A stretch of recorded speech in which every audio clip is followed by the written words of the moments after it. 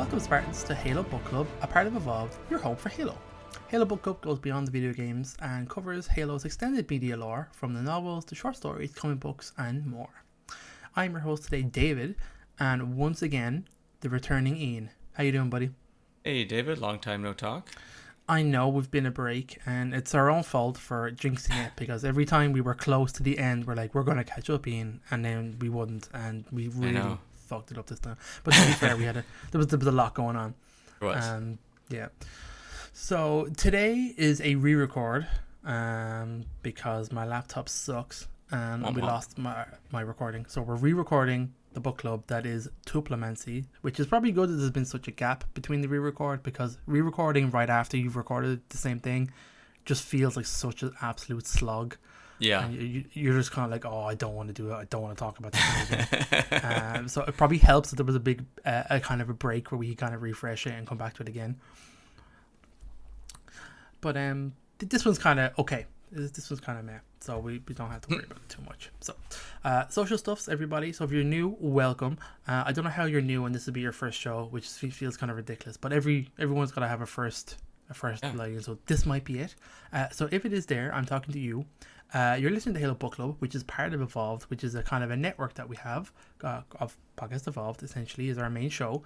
You've Mission Debrief, which is an older one about the campaign playthroughs. There's Build With Blocks, all about Mega Blocks. We've HSS Pro Talk, which we partner with. The guys are still running, Josh and Will over there, all of the competitive Halo scene. We also have an older show about the Halo TV Plus, which is all up, as you can imagine, all about the Halo TV show. And you can get all the information about our shows over on our website, which is haloevolve.co, and also halopodcast.com. If you're already a fan of the show, we ask you to rate us, leave a review. We look at everything. I promise we do. We take all the feedback on board. So thank you so much. I want to also take this moment to thank our patrons, because we have a Patreon, and those people are still supporting us today, and they're an amazing bunch of folks. So thank you all so much. If you're not subscribed, our patrons get a bunch of exclusive rewards. We get early episodes, you get unique swag, you get access to our podcast soundtrack, which is our very own. It's very, very cool. An exclusive podcast show that Ian runs called I Would Have Been Your Podcast, about kind of a lot of off-topic stuffs and any kind of user inputs. Essentially, you can go into that show. So you can listen to everything over at patreon.com/HaloEvolved to learn a little bit more. We also have an Audible trial link that kind of helps us if you'd like to give it a go. So Audible has all of the Halo shows, all the Halo novels on there. Has also, obviously, you can imagine, thousands more of other things. So if you want a little trial, go to audibletrial.com/podcastevolved to learn a little bit more and give us a little kind of bump. So that'd be great today. Please. Ian, we are doing Tulpamanacy, which is a weird word, but it has a meaning, and we'll talk about it a little bit later. I thought it was a made-up word, but I think it is a made-up word, but it comes from something, so we'll talk about that in a minute. The authors are listed as Alex Wakeford and Jeff Easterling, which are the authors, essentially, of all of the Halo Waypoint Chronicles. The publisher is Halo Studios, no longer 343. You have the formats. You get this pretty much on YouTube at PDF and on their website, so you can read or listen at your leisure. It's about 28 minutes long, so it's on the longer side. It was released on the 12th of April 2025, and essentially it kind of ties in with a multiplayer event which on Halo Infinite, which has had a bunch of different kind of armor sets, the one for the Prefect and the Hellcat, if you're familiar. It's based essentially on a derelict starship that was kind of first seen within the book Halo Warfleet, which Jeff Eastling kind of done. So essentially, April 2560, the Office of Naval Intelligence has found this derelict human cruiser. So it's belonged to the ancient human, what we call the ancestors. So, and the crew is experiencing a bunch of strange effects. Essentially, that's kind of the premise. So it sets it up kind of somewhat interesting. We don't have a whole lot of human ships and human ancestor kind of stories within Halo, or even kind of content at all. So the premise is probably more interesting than what actually kind of fleshes out in the story, because you don't learn a whole lot of new stuff. Like I said, it's 2560, which is 4 months after the events of Halo Infinite. The location is listed as essentially a ship. It's just like a fully intact ancestor ship called Site Yankee 002G3. Not particularly important. There's two kind of main characters to talk about. There is the it's told from the perspective of a researcher who's only given the name of the Dreamer, and then there is a she presence, which is an ancient human Gies, which we have kind of figured out through the story. So if you're not familiar with the Gies, it's essentially a halo concept of ancient humans being kind of redistributed their consciousness within kind of DNA that reappears sporadically over time, which is kind of crazy. But essentially, like, this consciousness can resurface due to various triggers, and it holds obviously the identity and kind of memories of an ancient human. It's kind of like a fucked up thing that the Forerunners did to kind of the humans at the end of their kind of war. It's kind of messed up, but that's it. Kind of confusing. Just kind of. Yeah. Anyway, here we are, and this is kind of where the Tupla kind of comes from. That word Tupla is a whole, apparently Alex Wayford loves Twin Peaks, the show. I've never watched it. I heard it's amazing. My brothers love it. Ian, I feel like you're a Twin Peaks guy. Nope. Are you? Not nope. at all. Okay. Not even a little Not bit. at all. I knew. Right. I knew you weren't. I knew Swing you and weren't. miss. That's what I meant. So a Tupla is a materialized being or thought form, typically in human shape, that is created through a spiritual practice and intense concentration. The term is borrowed from a Tibetan Buddhism. So that kind of gives you the idea of how the Tulpamanacy kind of slots in with the human Gies. So you can imagine almost essentially like your imaginary friend that you've conjured up. So but in human shape. So there you kind of go. So that's kind of really the setting, and the story is kind of like you get a couple of like information kind of dumps at the beginning of like, okay, they're on this kind of ship. There's a few incident reports being kind of listed off of the crew having kind of weird moments and kind of like creepy things on the ship, people kind of mentally breaking down. So the way that this crew is investigating the ship is that they're on shifts of about 8 hours, and then they have 36 hours cool down before they can come back again.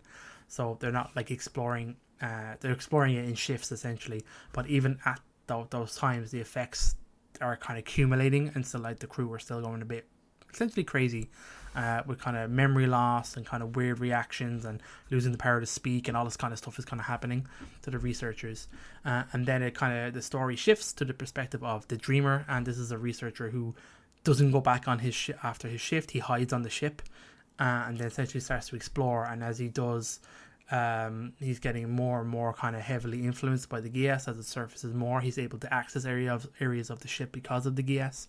Kind of this human female ancient like resurfacing and kind of like speaking the language of the ship and kind of opening up different things.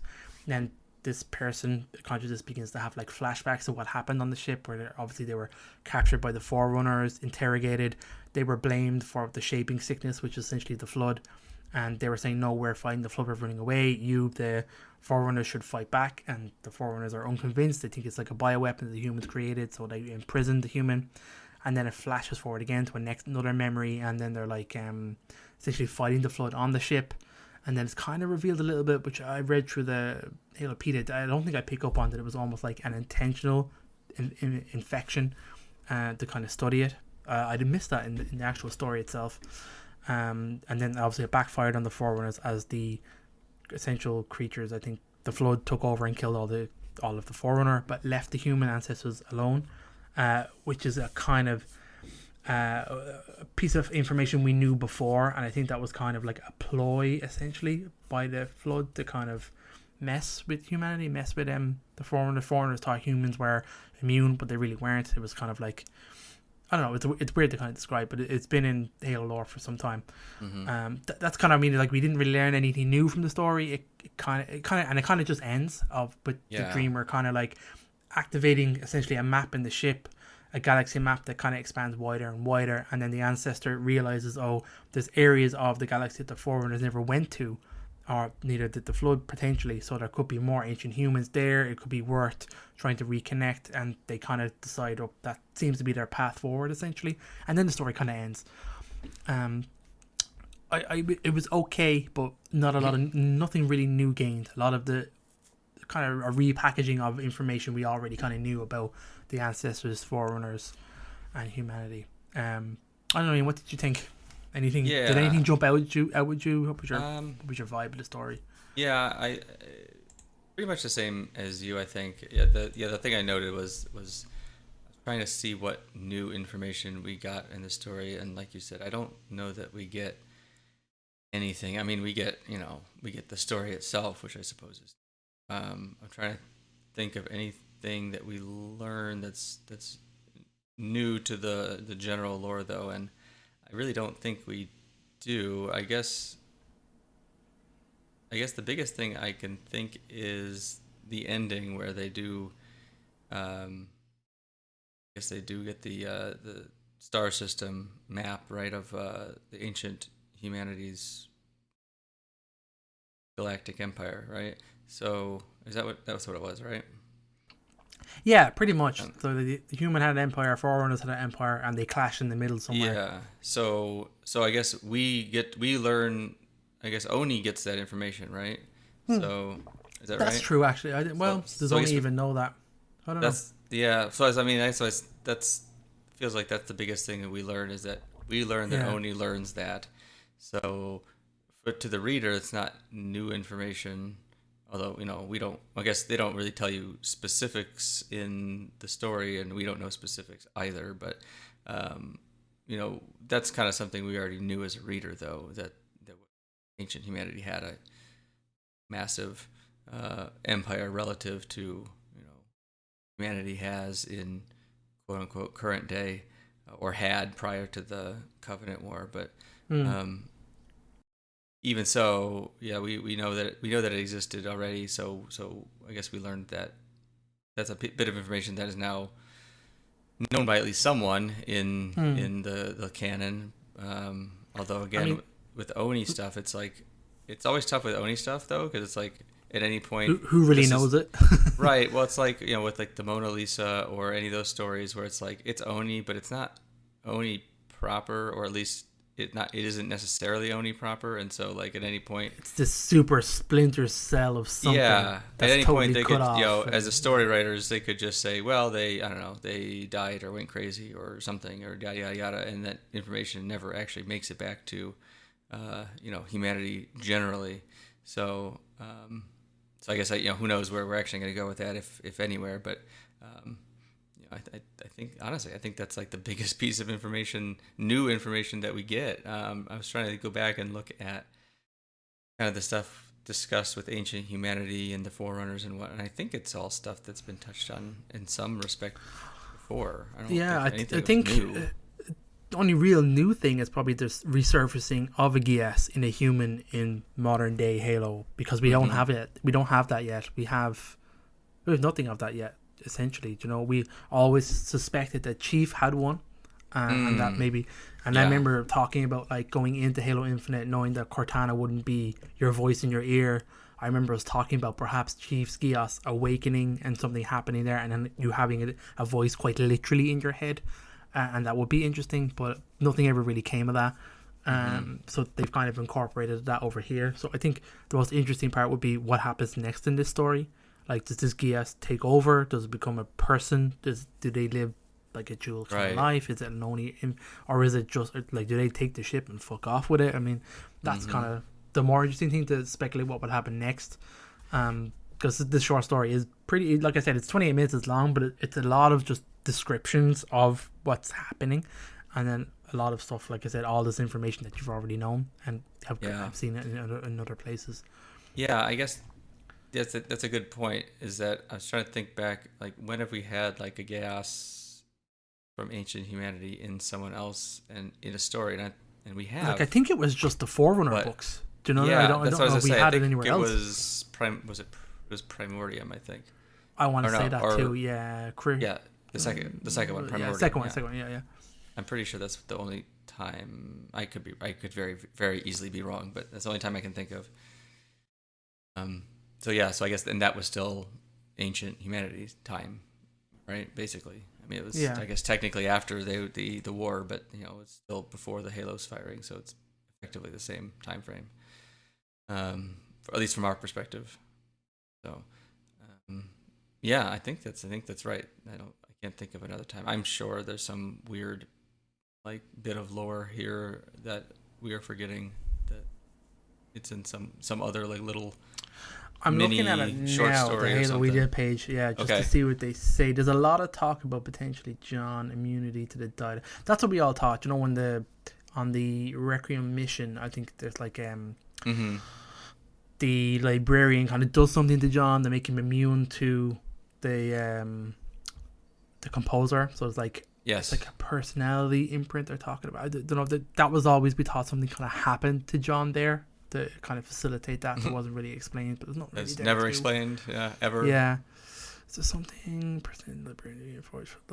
they talked about kind of Reinforge having feelings towards Forerunners that didn't really make sense, and they thought that was the kind of genetic disposition built in. There's talks of that, but I didn't not like a full on personality coming through. Right. Yeah, I don't really see. Yeah, there's nothing really. It is Primordium, Silentium, and then the Renegade's Point of Light, which would be the references to Reinforge. So I guess that's the only thing really the Reinforge had, like... Ryan. I guess Ryan. Oh yeah, it's Ryan, isn't it? It is. Sorry, I knew it. Yeah, I knew that one after I said it. I was like, damn, I had this conversation with Kelly Gay. Like, I should know what this word. Yes, so she has like feelings, but not like a presence or a consciousness.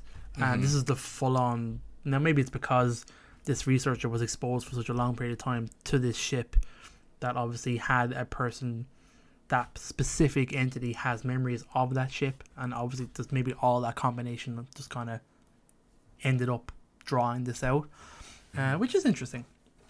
But again, it's not all. It's interesting. It's interesting stuff. It doesn't really add anything to the lore. Not yet, anyway. But not yet. Honestly, it's one of those things where it's like Mona Lisa though. Like, great. Now that's not. I'm not comparing them 1-to-1 in terms of story, because that's an excellent story. But I mean, what does that really add to the lore? Nothing really. You don't really learn. I mean, a little tiny bit of the prison ship and all that, but really, it doesn't really add, like, it doesn't add anything of any substance to like the story in general. It's just a little like snippet of lore in the canon. But that's a good story. But like, so this is kind of the same stories thing. Don't have to like you're saying, right? Mona Lisa, like, it didn't have to do a whole. It was just a really good story. So not every piece of story has to like have something crazy new. But this just felt like a repackaging of everything we already knew. It would. If it was. I'd be more forgiving on it if it was just a better story, because there's nothing wrong with it in the lore itself. It's just a meh story. True. But it's short too, so. That's it. We're done and dusted. Okay, I think we're gonna leave it there, everybody. That's all we need to say. This is our thing. We guess what, Ian? We only have a few more left to do. We're almost there, but we're getting there. To be fair, they've kind of helped us out a bit, where they've kind of been re-releasing. I think they even re-released Mona Lisa. Like, they're re-releasing some of the. They've skipped Halo Waypoint Chronicles and kind of put out a few. Re-releases, essentially, or audio books of books we already have. So we won't be covering those. That's not exactly stealing our idea. Exactly. So everybody, thank you for joining us. Like we mentioned at the top of the show, you can find all of our episodes on our website, which is haloevolve.co. It also links to our Discord, which is pretty active. Our Facebook group, which isn't as active, but it's still there. You can still reach us there. The Patreon page, Xbox Live Clubs, should you want to reach out to us there, and a bunch of other content information. It's like, for example, a voicemail, a phone number functionality that can be used for anything Halo related you want to talk to us about. Give us a call on 205 Evolved, 205-386-5833. And once again, shout out to our patrons. Thank you so much. Patreon.com/Halo Evolved. There are more over there. And I have been your host today, David, and until next time, evolve. Evolved.